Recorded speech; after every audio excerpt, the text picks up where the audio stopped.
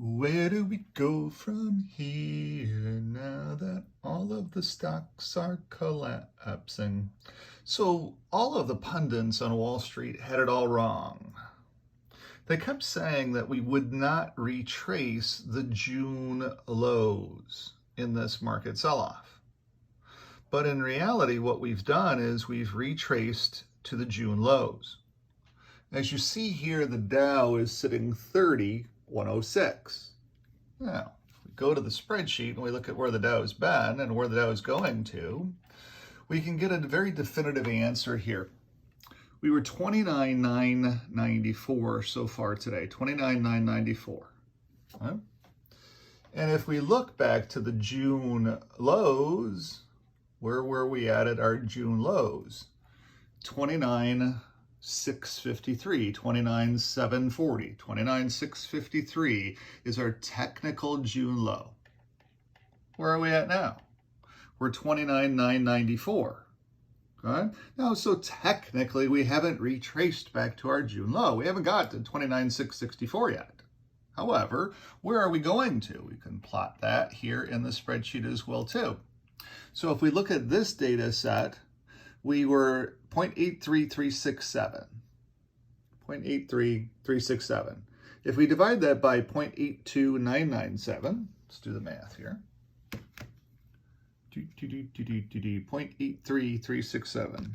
0.83367 divided by 0.82997. 0.82997.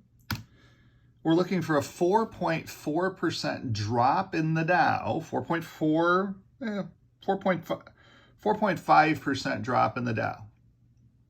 It's rounded up on that mathematical number. From the close of 30,706, 30,706 by 4.5. 30,706 by 4.5%. Minus, we're looking at the Dow to drop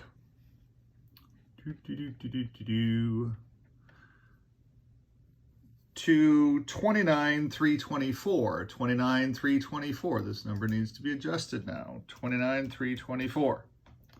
So 29,324 is our projected low in the Dow now in this market sell-off.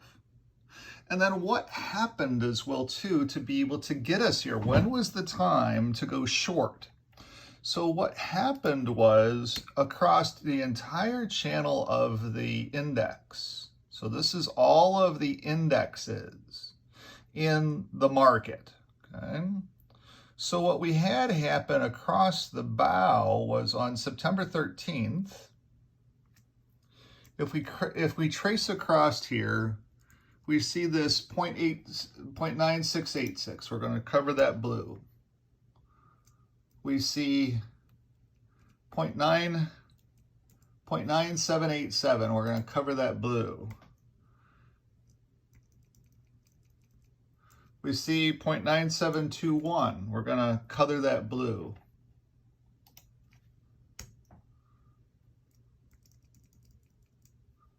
With 9502, that was deadly there. And that was in the, which sector was that? That was in the tech sector.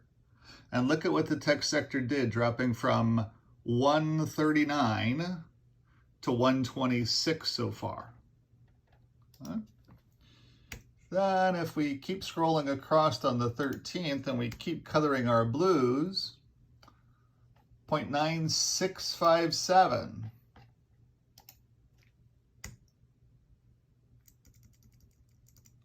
0.9478,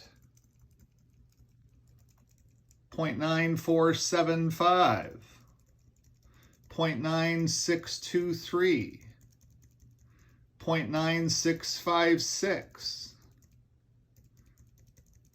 0.9643, and 0.9623 as the composite of all of those. Okay, so that is the lowest number that we've ever printed, and we've never printed them I'd have to go back to 2008 to be able to give you that definitive data when we had our last market sell-off.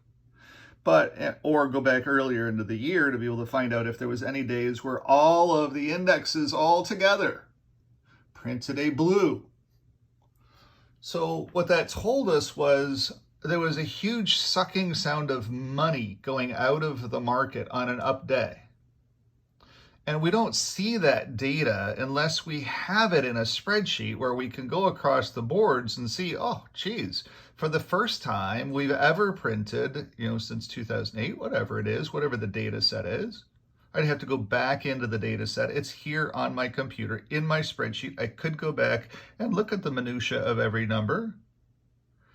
But now at least I know going forward what I'm looking for when the market is starting to turn. And then this gives me good data sets for when a stock prints a number like that to know that take longer. So go short, and take longer duration short, because it takes time for the market to digest and to see this. The stock price here, if we go across the channel and just look at what the Dow did. So on this day it printed, but 31,104, 31,135, 39.61, 38.22, 31.019, 37.06, 31.83, 30.055, down to 29.324. So from this blue day, it took the market a little bit of time to digest that, things aren't really, really good. And if you look at the individual stocks that did the same thing, that printed this blue number, so let's just pick a index here. Let's pick the lowest index, 94.75. Right? And so you'll see in its stock price, 52.84. Let's trace this down here, 52.84. 52.93, 52.70, 52.14, 52.33, 51.52, 50.26.50.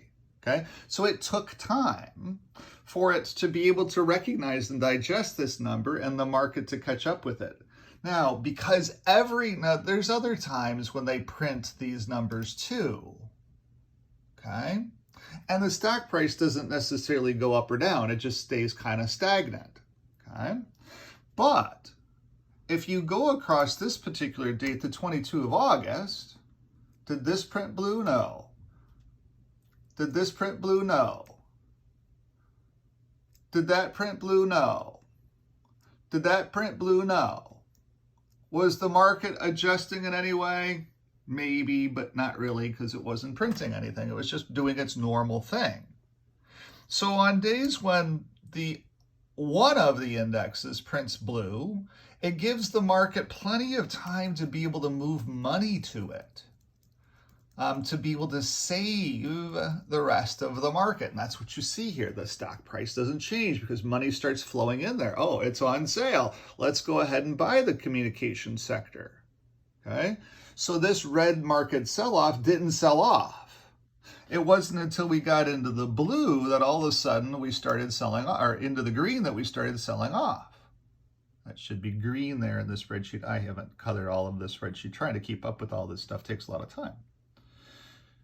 I'm kind of busy doing other things where I make more money. But as you can see, just because we printed one negative blue there's two negative blues.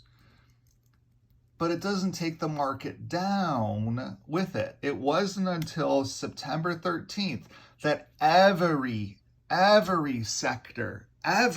sector, let me point that back out, every sector pointed blue. So that gives us, going forward, it gives us a new set point that, hey, if every sector, or more than 5 sectors, technically, cover blue, that means that there's a huge, giant sucking sound of water out of the market, or money out of the market, and to expect the market to be selling off lower. So September 13th was our day in the sand, and we've been able to pinpoint that date within the spreadsheet.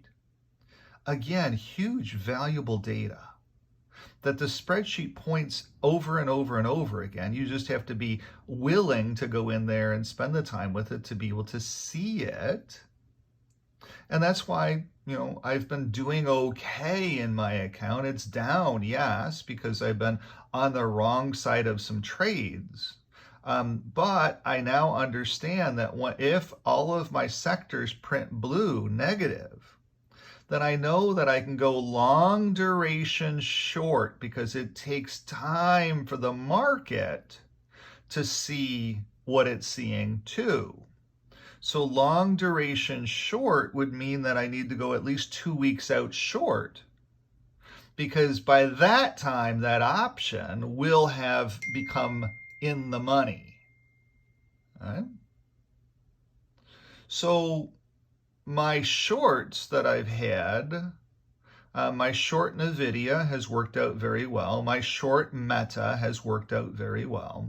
And I'm going to shoot a different video because this one's getting a little long. I'll shoot a different video on why I went short NVIDIA and why I went short Meta here in a minute. So let me shoot that video here now soon. Thanks for watching.